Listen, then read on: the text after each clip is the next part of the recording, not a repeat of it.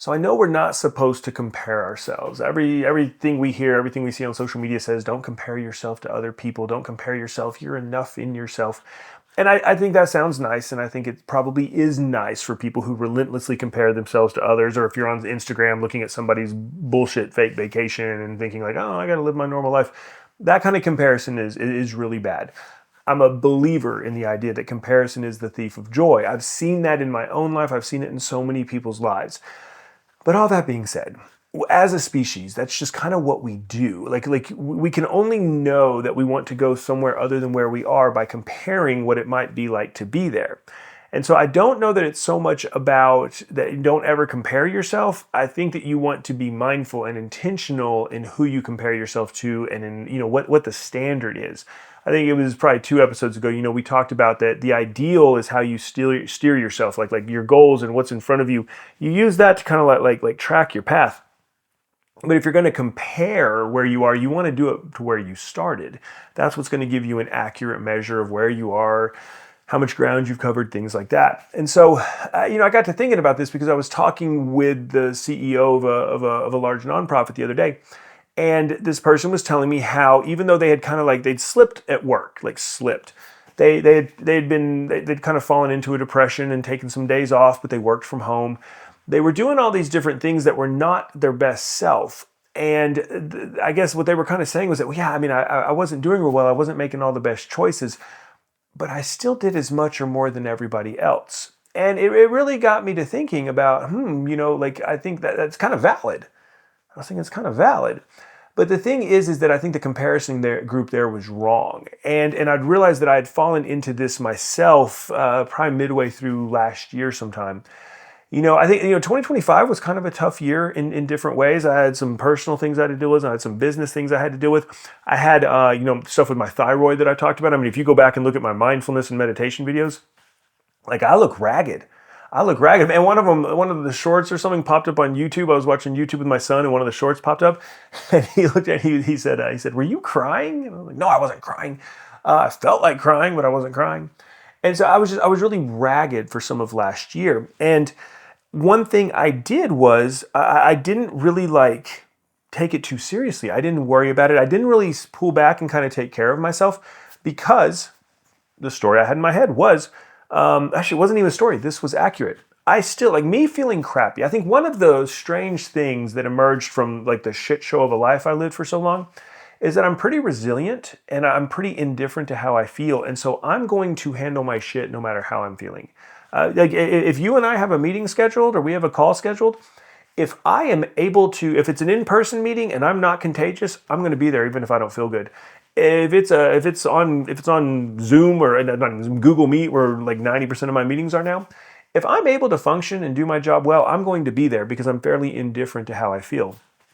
And I think this is a good thing. I show up in the way I need to show up. But I think sometimes because I do that, I don't really stop and assess, am I doing the best I could? Am I taking care of myself the way I should? The same way that this CEO was he was kind of looking at his actions and thinking they weren't ideal, but man, I still did more than everybody else in the organization. I still did as much as anybody else. And that's fair. That's fair. I've talked to other people and they all said yeah, his work was getting done. It was looking good. But the thing I pulled from this, the thing I realized is that I don't know. I guess if you have something intentional you want to do, somebody who you kind of look up to or want to follow, maybe compare yourself to them. Do what they do. Pick the path that they go on and set them up as somebody to look up to and to pursue in a healthy way, in a way that drives you and motivates you, not in a way that makes you beat yourself up and feel like shit. But I think a lot of the times we probably need to be making the comparison not between us and other people, us and other situations, but where we are and who we are at the moment and who we are when we're super healthy.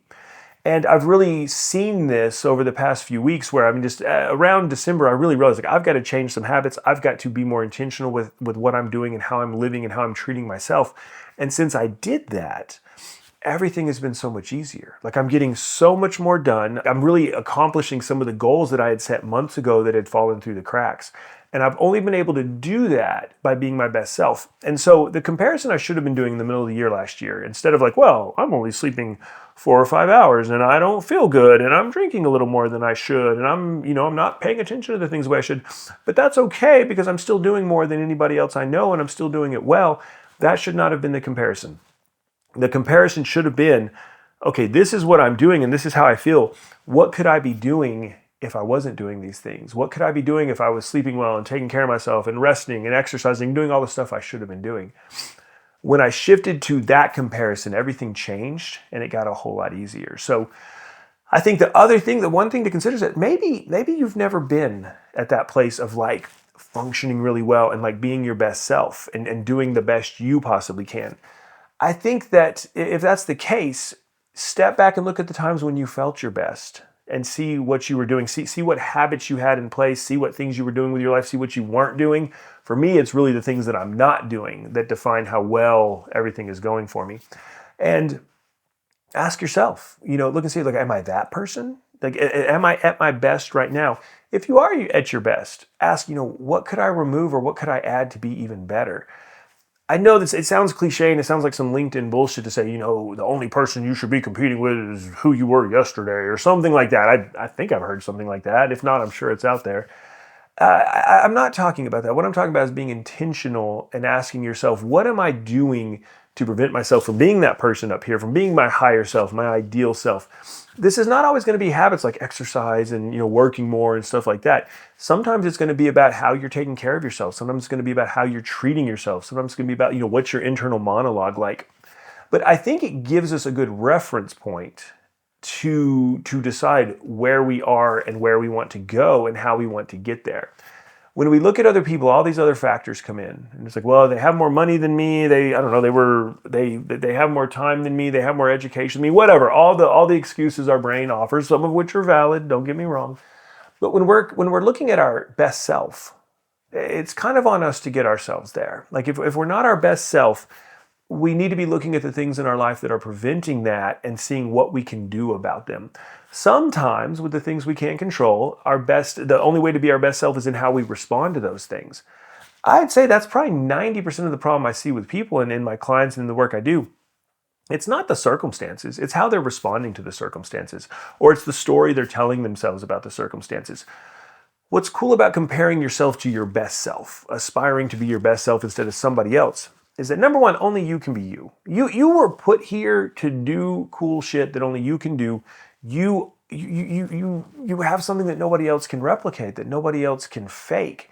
So that's what you want to be looking at. The other thing is that when we compare ourselves, to our best selves, it gives us a lot more control over the circumstances that we say that we're a victim to, that are controlling the situation.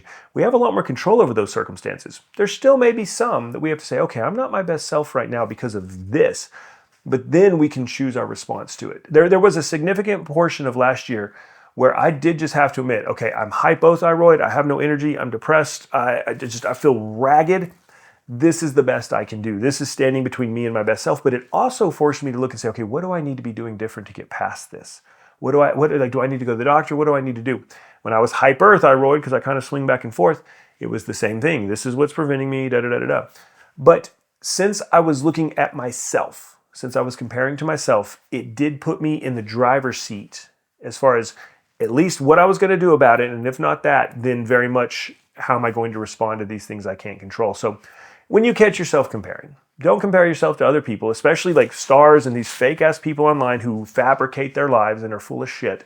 Definitely don't compare yourself to them, but even other people are not you. They have completely different sets of circumstances. When you are looking at you versus your best self, you can find a clear path on how to get there. And for a majority of that path is going to be actionable and you're going to be able to lean in and do something about it. Having that kind of control, that kind of autonomy will energize you on that path instead of debilitating you by comparing yourself to things that you have no control over.